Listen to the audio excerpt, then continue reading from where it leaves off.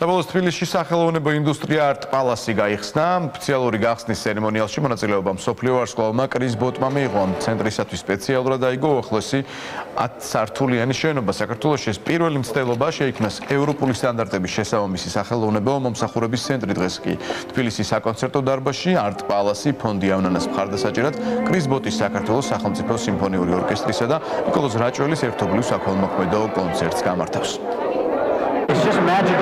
ჩემი ბოლო ვიზიტის შემდეგ თბილისი ძალიან შეცვლილია. რაც შეეხება Art Palace, მნიშვნელოვანია რომ ქვეყანაში ხელოვნების წარმომადგენლებისთვის ასეთი ცენტრი იქმნება. ვფიქრობ რომ არაჩვეულებრივი სტუდიებია. გახსნის ცერემონიალიც ძალიან კარგი იყო. დღეს არის ორი დაბადების დღე, დღეს არის როგორც კრის ბოტის დაბადების დღე, ასევე Art Palace-ის დაბადების დღე და ეს დიდებული რამაა Art Palace გაიხსნა.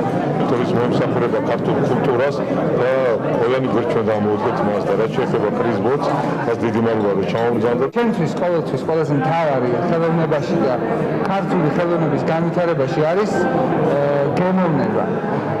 რასაც მთელი არსით ვებრძვი, ეს არის დაბალი გემოვნების შემოქმედებითი საკმაოდ პოპულარული ხელოვნება, რომელმაც მოიცვა ჩვენი ფართო საზოგადოება. ამიტომ მე ძალიან დიდი იმედი მაქვს, რომ Art Palace იქნება სწორედ გემოვნების კუთხით